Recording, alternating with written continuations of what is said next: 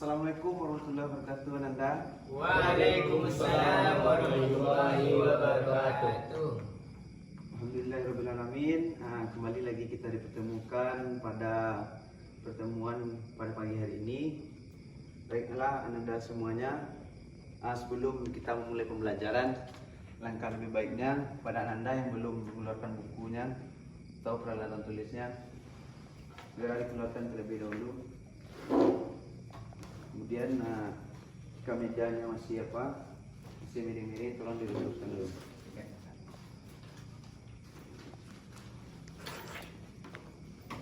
Baik, terima kasih kepada Anda. Baik, sebelum memulai pembelajaran, alangkah lebih baiknya kita berdoa terlebih dahulu kepada ketua kelas. Silakan pimpin doa, Ismail, pimpin doa. Ista'id. Ucap salam. Assalamualaikum warahmatullahi wabarakatuh. Waalaikumsalam warahmatullahi wabarakatuh. Berdoa mulai. Bismillahirrahmanirrahim. Rabbi shrah li sadri wa yassir li amri wahlul 'uqdatam min lisani yafqahu qawli. Rabbi zidni ilma warzuqni fahma. Amin. Baiklah, Bapak akan mencek kehadiran Anda semuanya terlebih dahulu. Nanti ketika Bapak mencek namanya satu persatu, silakan bilang hadir ya. Ya, Baik, Pak. untuk yang pertama, Fajri pertama, Dia. Yanda, Dirwa. Algisan, Ada dua. Muhammad Ismail, Hadir, Pak. Repando. Hadir, Pak. Baik, semuanya hadir dalam pembelajaran hari ini. Baik, sebelum kita memulai pembelajaran, di sini Bapak akan menjelaskan adapun tujuan pembelajaran kita pada hari ini itu sebelumnya kita sudah membahas materi mengenai mengenai gerak lurus. Nah, di sini siapa Ananda yang masih ingat apa itu pengertian dari gerak lurus?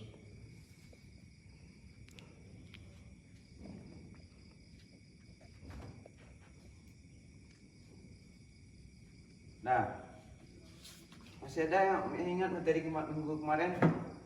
Kalau Ananda memperhatikan Bapak menjelaskan minggu kemarin, pasti Ananda paham. Ya, Pak. Oh, silakan Muhammad Ismail. Gerak lurus adalah gerak suatu objek yang berupa garis lurus. Bagus. Ada lagi pendapat lain? Fajri? Gak tahu, Pak. Tahu Fajri? Kemana kemarin Fajri? Libur, Pak. Oh, nggak hadir. Baik. Berdasarkan penjelasan dari Muhammad Ismail tadi, jadi gerak lurus itu adalah gerak yang lintasannya lurus, atau gerak itu berada pada lintasannya yang lurus. Maksudnya, contohnya seperti Ananda pernah melihat kereta api. Nah, Bagaimana lintasan dari gerak kereta api itu? Lurus. Nah, jadi berdasarkan dari contoh dari gerak kereta api itu, salah satu contoh penerapan gerak lurus dalam kehidupan kita sehari-hari. Nah, jadi pada pertemuan kali ini kita akan belajar mengenai materi yaitu usaha dan energi. Nah, sebelum memulai pembelajaran pada pagi hari ini, adapun tujuan dari kita mempelajari materi usaha dan energi ini, yang pertama, kita mengetahui apa itu bedanya konsep usaha dalam kehidupan sehari-hari dan konsep usaha dalam fisika. Konsep usaha dalam kehidupan sehari-hari berbeda dengan konsep usaha dengan fisika. Nah, berdasarkan ilustrasi yang Bapak berikan ini, Anda nanti bisa memahami konsep usaha dalam fisika dan konsep usaha dalam kehidupan kita sehari-hari. Nah, Ananda dalam mengerjakan tugas pasti pernah kesulitan. Lalu apa yang Ananda lakukan? Pasti Ananda berusaha untuk mengerjakan bagaimana tugas itu selesai dengan cepat. Kemudian orang yang bekerja pasti memerlukan usaha. Nah, begitu juga itu tuh konsep usaha dalam kehidupan sehari-hari. Kemudian konsep usaha dalam fisika yaitu usaha itu nah contohnya gini ya. Ini ada sebuah kursi. Ketika kita dorong kursi ini, maka apa yang terjadi pada kursi ini? Berpindah tempat. Berpindah tempat. Kenapa kursi ini terjadi perpindahan? Usaha. Ada usaha. Karena adanya Gaya. kurang tepat yang Anda. Gaya. Karena adanya Gaya. gaya. Adanya gaya. Tarikan atau dorongan itu disebut dengan Gaya. Jadi usaha itu adalah gaya yang bekerja pada kursi tadi, kan? Gaya yang bekerja pada suatu benda yang menyebabkan benda ini menjadi berpindah tempat. Nah, berdasarkan yang sudah Bapak contohkan tadi, pasti Anda sudah paham dan mengerti perbedaan konsep usaha secara fisika dan konsep usaha dalam kehidupan sehari-hari. Paham? Paham. Nah, selanjutnya kita akan melihat contoh lain usaha dalam kehidupan kita sehari-hari ini. Nah, sekarang Bapak memberikan ilustrasi yang lain. Ilustrasi yang lain contohnya ketika kita mendorong sebuah mobil yang mogok dengan gaya sebesar 15 Newton, kemudian mobil ini tidak bergerak. Nah, kenapa mobil tersebut tidak bergerak? Karena tidak ada energi. Apa? Karena tidak ada apa, Pak Jiri? Energi. Nah, kurang tepat, Pak Jiri. Masih kurangnya gaya yang tadi itu. Nah, Karena kurang gaya. nah, jawaban dari Ismail dan Evan itu betul. Karena gaya yang diberikan pada benda ini kurang. Dikarenakan massa dari mobil ini besar daripada gaya yang kita berikan. Jika gaya yang kita berikan itu besar dari massa dari benda ini, maka benda ini akan berpindah dan bergerak kan. Nah, kita kembali lagi ke konsep gaya yang tadi. Jadi faktor-faktor yang menyebabkan suatu benda itu mengalami terjadinya usaha yaitu ada dua. Apa aja? Usaha dan gaya. Kita belajarnya tentang usaha, gaya dan Perpindahan. gaya dan perpindahan. Jadi yang mempengaruhi terjadinya usaha itu ada gaya dan perpindahan. Nah, selanjutnya berdasarkan pemaparan yang telah Bapak jelaskan tadi, mungkin Ananda pernah melihat dan mengamati di lingkungan kita sekitar ini apa-apa saja contoh dari gaya apa-apa saja contoh usaha yang ada dalam kehidupan kita sehari-hari. Coba siapa yang tahu? Contohnya, contoh lain selain yang Bapak jelaskan tadi. Mendorong gerobak, Pak. Mendorong gerobak, betul. Siapa lagi? Kok Ismail saja yang aktif dalam pembelajaran ini? Mendorong pintu geser. Mendorong pintu geser. Bagus. Siapa lagi? Pak, mengangkat lemari. Mengangkat lemari. Bagus. Siapa lagi? Kisan?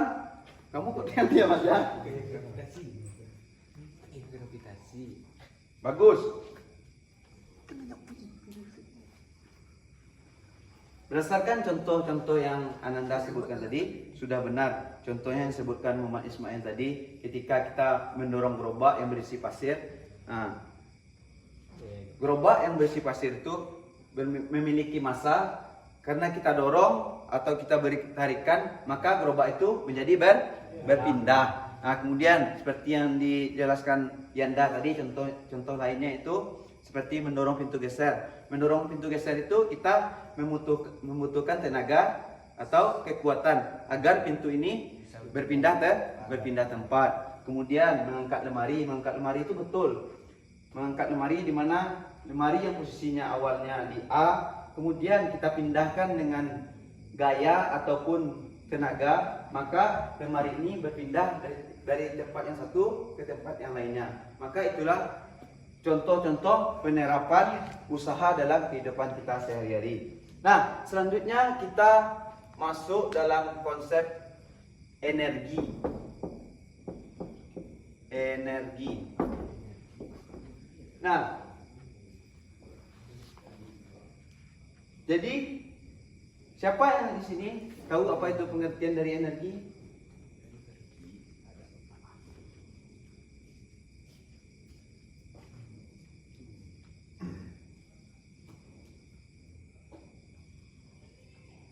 Siapa yang tahu?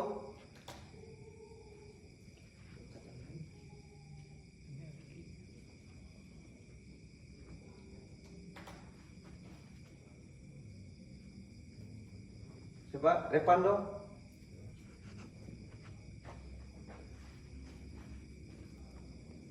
Silakan. Kemampuan untuk melakukan kerja, Pak. Oh, bagus. Siapa yang lagi? Jangan malu-malu ya. Di sini kita namanya belajar. Yang namanya belajar tuh jangan pernah malu mengemukakan pendapat Anda. Yang namanya belajar tuh kalau kita salah, namanya kita belajar. Gak mungkin kita yang belajar langsung tahu kan. Jadi di sini kita sama-sama memahami harus keberanian Ananda tuh harus dilatih dari sekarang. Kalau Ananda nggak berani mengemukakan pendapat, maka nantinya Ananda tidak dapat, itu rugi Ananda sendiri. Karena jika kita berani, maka itu akan melatih kemampuan Ananda dalam berkomunikasi. Nah, jadi seperti yang dijelaskan oleh Repan tadi, energi adalah kemampuan untuk melakukan suatu usaha, kemampuan untuk melakukan kerja. Jadi energi ini terbagi atas 6. Yang pertama energi kinetik, kemudian yang kedua energi potensial, kemudian yang ketiga yaitu energi mekanik, kemudian yang keempat yaitu energi bunyi, kemudian yang kelima yaitu energi cahaya, kemudian yang keenam yaitu energi bunyi. Nah, Ananda, energi ini tidak dapat dimusnahkan ataupun diciptakan, tetapi energi ini dapat berubah bentuk dari satu energi ke energi yang lainnya. Contohnya ya, coba Anda perhatikan kipas angin. Pada kipas angin itu apa perubahan energi yang terjadi? Energi listrik menjadi energi gerak. Energi listrik dari energi listrik berubah menjadi energi gerak. Nah, terus apa lagi? Ada contoh lain yang Anda tahu? Setrika, Pak. Setrika. Perubahan energi listrik menjadi energi panas. Perubahan energi listrik menjadi energi panas. Nah, bagus Akisan. Nah, seperti yang Anda jelaskan contoh-contohnya tadi sudah benar. Jadi energi tadi tidak dapat dimusnahkan dan tidak dapat diciptakan kembali, tetapi energi dapat berubah bentuk dari satu energi ke energi lainnya. Nah, selanjutnya di sini kita hanya membahas mengenai 3 macam energi. Yang pertama kita akan membahas mengenai energi kinetik.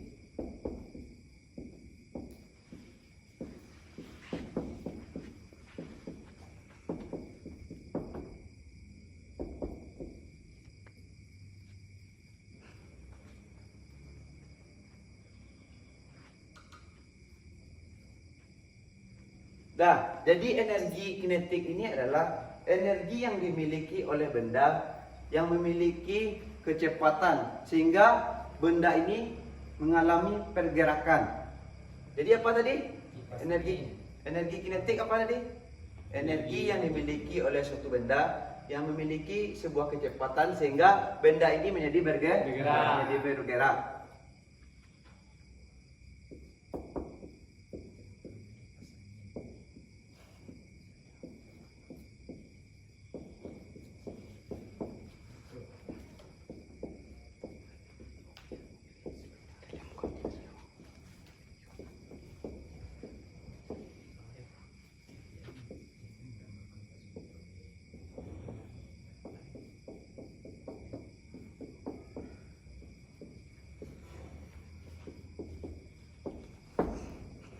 Nah, jadi energi kinetik ini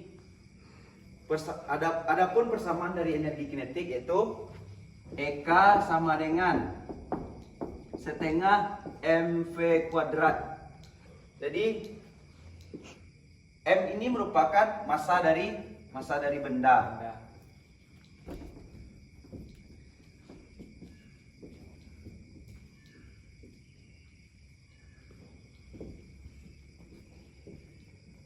Kemudian V merupakan kecepatan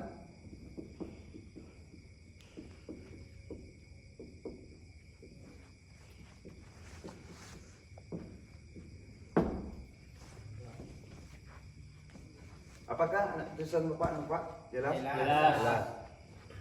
Nah, bagi Anda yang ingin mencatat, boleh. Ini rumus yang akan digunakan.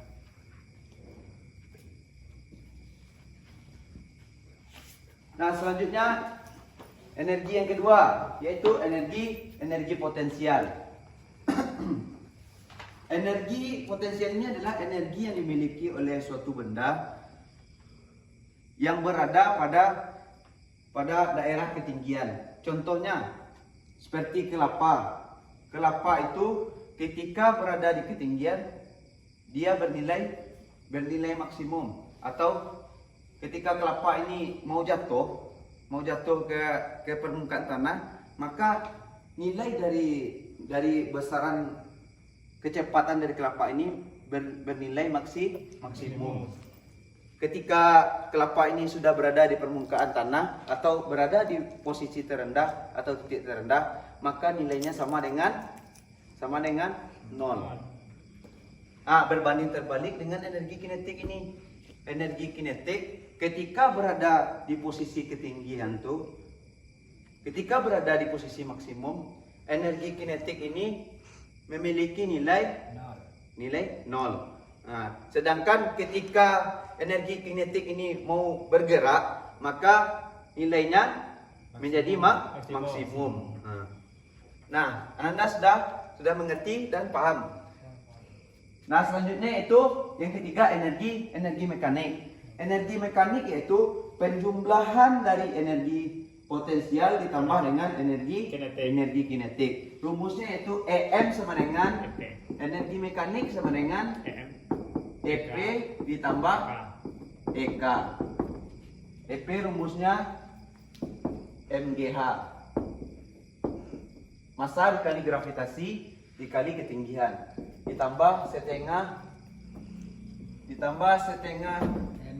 mv kuadrat. Nah, baik Anda, selanjutnya kita akan mengerjakan LKPD. Nah, nanti pengerjaan LKPD ini Bapak bagi menjadi dua kelompok. Nanti di LKPD ini berisi soal-soal yang Ananda kerjakan. Kemudian nanti hasil diskusi dari Ananda itu akan Ananda tampilkan ke depan. Nanti bagi kelompok yang tercepat akan Bapak kasih reward. Oke?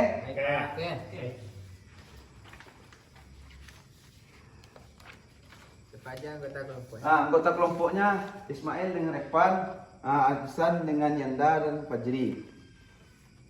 Nah, silakan duduk berkelompok, kemudian diskusikan soal-soal yang berada di LKPD tersebut.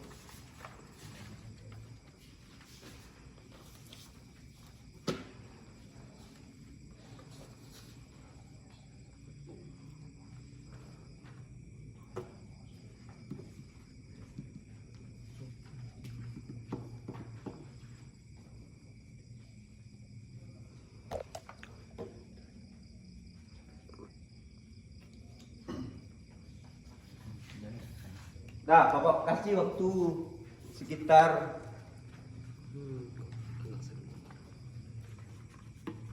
5 menit ya untuk mengerjakan.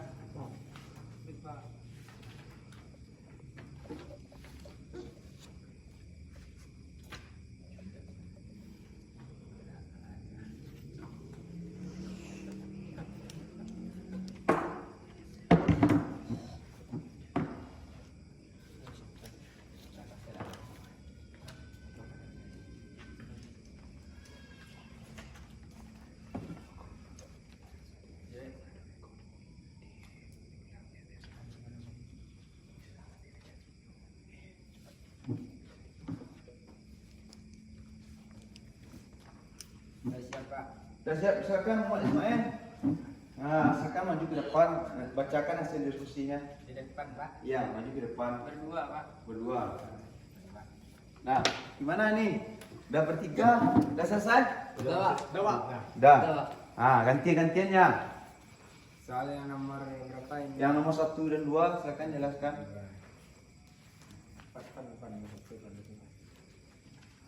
Langsung jawab aja atau baca soal, Pak? Nah, langsung aja jawabannya. Langsung jawab.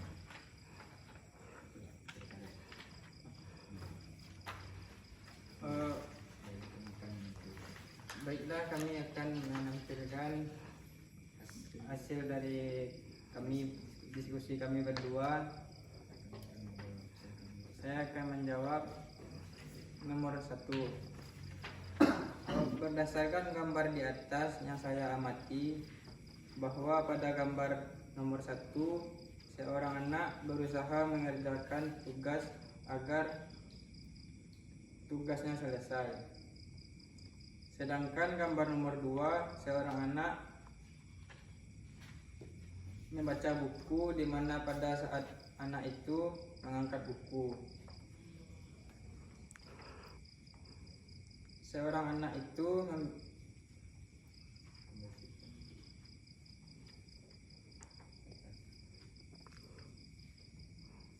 Lanjut.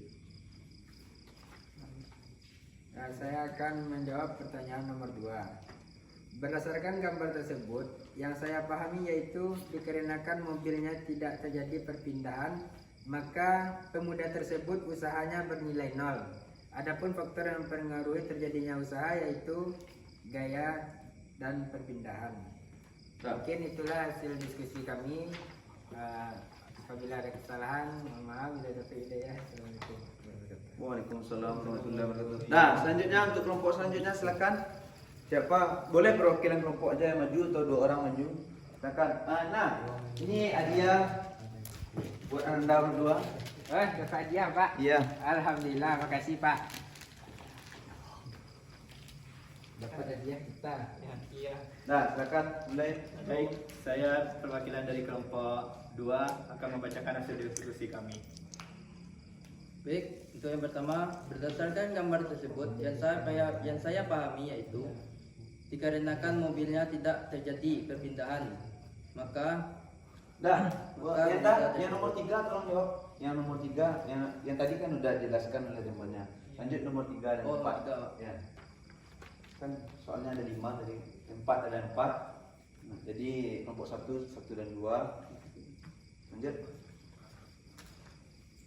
Baik, nomor 3 yaitu diketahui F 120 N O 37 derajat S 10 meter. Ditanya waktu PS. Jawab PS cos 7 derajat 73 derajat sama dengan 120 N 10 N dan 0,8 sama dengan 960 Joule. Nah, lanjut. Baik, saya akan menjawab pertanyaan nomor 4, yaitu energi potensial, energi kinetik, energi mekanik, energi cahaya, dan energi bunyi. Sekian hasil diskusi kami. Kalau ada salah mohon dimaafkan. Assalamualaikum warahmatullahi wabarakatuh. Waalaikumsalam warahmatullahi wabarakatuh. Nah, terima kasih kepada kelompok 1 dan kelompok 2. Nah, baik, mungkin di sini Bapak akan memperlulus terlebih dahulu. Mungkin ada jawaban Anda yang salah tadi. Mungkin Anda salah mengamati atau melihat dari gambarnya. Coba Anda perhatikan lagi yang nomor 1 tadi. Nah, yang nomor 1 itu tidak orang membaca buku, tetapi orang tuh mengangkat buku. Dari soalnya kan, manakah dari gambar tersebut yang terjadi usaha dalam fisika. Nah, jadi yang pertama itu gambar 1 itu coba Anda perhatikan. Berpikir. Anak-anak itu melakukan Pekerjaan. pekerjaan, membuat tugasnya. Dalam membuat tugas itu pasti anak-anak itu ada kesulitan dalam mengerjakan tugas. Berarti anak yang berada dalam gambar tersebut melakukan usaha untuk menyelesaikan tugasnya. Kemudian Ananda perhatikan gambar yang nomor 2. Gambar yang nomor 2 itu gambar anak membawa buku. Ketika anak ini membawa buku, maka anak ini memberikan gaya pada buku sehingga buku ini menjadi terangkat. Kemudian karena adanya gaya, kemudian terjadinya perpindahan. Misalnya ketika kita menjemput buku di ruangan guru, kemudian kita angkat ke kelas, maka di situ terjadi perpindahan. Maka kita melakukan usaha terhadap buku tersebut. Buku ini menjadi berpindah oleh kita. Mungkin itu jawabannya. Kemudian yang kedua, berdasarkan penjelasan dari Muhammad Ismail tadi, bagus sekali. Muhammad Ismail mengamati gambarnya, juga memperhatikan ketika Bapak menjelaskan tadi. Kemudian kita masuk ke soal yang nomor 3. Soal yang nomor 3 tuh tadi yang ditanyanya di situ usaha kan, nggak waktu ya. Jadi rumus usaha itu adalah F dikali S, gaya dikali perpindahan. Jadi dikarenakan di sini membentuk sebuah sudut dalam bidang horizontal, maka dalam bidang horizontal itu maka yang dipakai cos theta. Cos dari 37 derajat itu 0,8. Jadi untuk menjawabnya itu F dikali S dikali cos 37 derajat, yaitu 120 Newton dikali 10 meter perpindahannya dikali cos 37 0,8. Jadi hasilnya 967 Joule. Kemudian soal yang keempat, macam-macam dari energi. Jika Ananda mendengarkan penjelasan dari Bapak, maka Ananda tahu. Yang dijawab oleh Ananda Fajri tadi sangat bagus. Berarti Fajri memperhatikan dan mendengarkan Bapak ketika menjelaskan. Baiklah Ananda semuanya, mungkin pembelajaran kita pada hari ini hanya Bapak cukupkan sampai di sini. Adapun manfaat kita dalam mempelajari materi-materi ini, yaitu bahwasanya dalam kehidupan kita sehari-hari sangat banyak peristiwa ataupun fenomena fisika dalam kehidupan kita sehari-hari. Jadi Ananda harus peka dan mengamati peristiwa yang terjadi dalam kehidupan kita. Bahwasanya banyak peristiwa fisika dalam kehidupan kita. Baik, untuk pembelajaran kita minggu selanjutnya yaitu kita akan belajar mengenai kinematika. Kemudian Bapak sangat mengapresiasi Ananda semuanya. Ananda aktif dalam pembelajaran, semua Ananda mampu mengemukakan pendapatnya.